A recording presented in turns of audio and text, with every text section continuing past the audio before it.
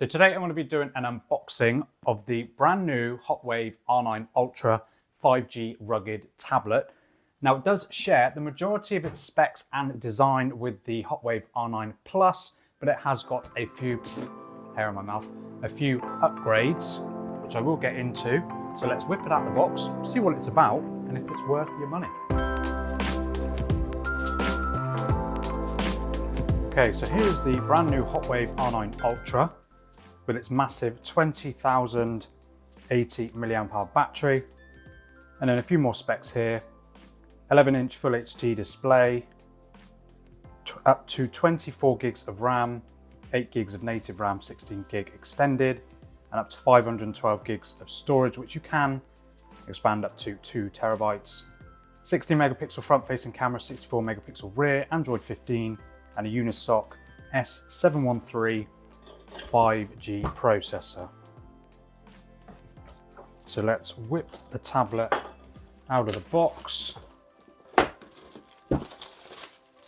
Like I said, the majority of the specs when it comes to this tablet are identical, come on, to the R9 Plus. So on top you get a screen protector included in the box, which is great, and then you also get the R9 Ultra. So as you can see, design wise is exactly the same as the R9 Plus. Still got that massive camping light on the back, your dual camera system there, your screws for your metal stand, which if you want to see a little bit more like that and a bit more into the ruggedness of the tablets, check out my R9 Plus review on my channel. So let's just power on and take off the film, which apparently it's not letting me do. That was a lot harder than it needed to be. So we're just booting her up. We'll go through the setup process and then we'll go through some of the features. So English, United States, yeah, why not? Keep that. Connect to your mobile network if you are inserting a SIM card, which I'm not going to be doing. 5G support, thanks to that new and improved processor. Connect to your Wi-Fi networks. Okay, so I've just put my Wi-Fi and Google information in, and then it's prompted me to set up a PIN. But before I do that, let's just quickly have a look at what else is in the box. Wow. Mega fail. Throwing it all out. Right, so you've got a strap, a load of screws, USB-C to C charging cable, charging plug, screwdriver, stylus, and some brackets, all to add onto the back of the tablet. Like I said, check out my R9 Plus review video where I go into more detail with that and give you a demonstration of that sturdy back. But here it is, a really sturdy metal stand with some really strong hinges. So a really great setup, but we'll pop that aside for a second. And here is the R9 Plus. So we'll just add a pin.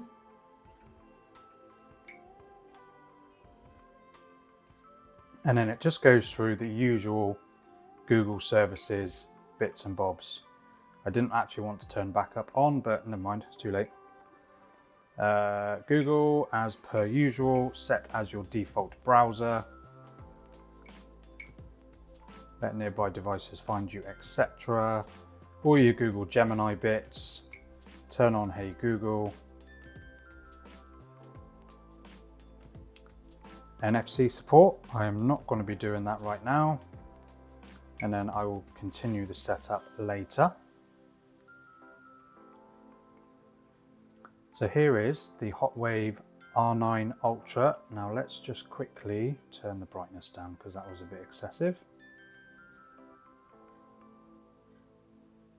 That's a lot of stuff on there out of the box. WhatsApp on tablet, which I will never use, and then some other bits, so we'll go into that in a second. Now, the most notable upgrades for this R9 Ultra is a much faster 120 Hertz refresh rate display, which is already noticeably smoother than what I found on the R9 Plus. But let's just check. It's on auto, and you can obviously switch it between 60, 90 or 120 Hertz. It's not an LTPO panel, of course, so it will just dial back between 60 or 90 or 120 Hertz depending on what you're doing. And then when it comes to other bits and bobs, you've got the usual settings menus here. This does look a little bit different to on the R9 Plus. So let me just, there we go. Oh, let's try again. Let's jump into the settings menu with that. There you go. So it's a very different settings menu on the R9 Plus, but that is most likely due to the fact that you get newer Android 15 on this R9 Ultra, as you can see there, whereas you are still on Android 14 on this R9 Plus. 8 gig of memory, 512 gigs of storage, and same here, 8 gigs of memory, 512 gigs. You can expand up to 2 terabytes. The likelihood of this getting an update, I'd say, is pretty slim, but let's just check to see if there's any, if it's actually going to do anything. No, apparently not. Like I said, whether you're going to get any updates, like I said, it's going to be pretty slim. And then of course you've got that RAM expansion, so you can set the virtual RAM to give you up to 24 gigabytes, which, you know, not necessarily needed. For the most part, 8 gigs of RAM is enough for just doing your usual bits and bobs. And then we can go into wallpaper style, change wallpaper, on device wallpapers, and there is well, I say a few, there's 6. So of course, if you want more, you're obviously going to have to take some photos to then change your wallpaper or download some more or whatever. And then you've got show notifications on the lock screen, and then more lock screen options, a few more there just to tweak some of the settings if you want to. Oh, let's go back into that and then jump into home screen. And then you can change the wallpaper for your home screen separately from your lock screen if you want to. Jump into special features, side application bar, which I would imagine, there you go, got there in the end. You can tweak that, change that if you want different apps, etc. I am going to turn that off in a minute. And then a few accessibility things, lift to check tablet, flash notifications on, etc. Now, of course, a lot of the main things on here on this rugged tablet, if you jump into Toolbag, while using the app, yes. So you've got a few different features on here. So you've got compass, sound meter, picture hanging tool, protractor, mirror, alarm bell, etc. But one of the coolest things I think is definitely, unless this isn't just going to turn on, it's just going to turn on the regular torch, of course it is. On the R9 Plus, there was a camping light setting. So let's see if I can find that. Okay, so I've found it. I was being blind. There it is, camping lights. Apparently they don't know what capital letters are. So you can jump into that, and then you can set full, half or quarter for the massive, great big camping light on the back. There we go. And then you've got a half brightness, quarter brightness there, and then you've got an SOS and a super mode as well. So really great feature. I took it away camping a few months ago and it basically lit up the entire tent. It was really good. Now what it won't allow you to do, at least it didn't on the other one, is now I've turned it off. Okay, so on the other one, it didn't actually allow you to return it on for like 10 minutes or so afterwards for whatever reason. So then if I just jump back into the settings, go to About Tablet as well. So processor 8 core up to 2.7 gigahertz, which is the Unisoc S713 processor, not one that I've heard of before. I've used Unisoc processors in the past and they've been absolutely fine. And I reckon this has got to be an improvement over the, I think it's T606 or something like that in the R9 Plus. So overall performance is definitely going to be pretty good. What was I going to do? I cannot even remember. Oh yeah, I was going to see if there was an app store.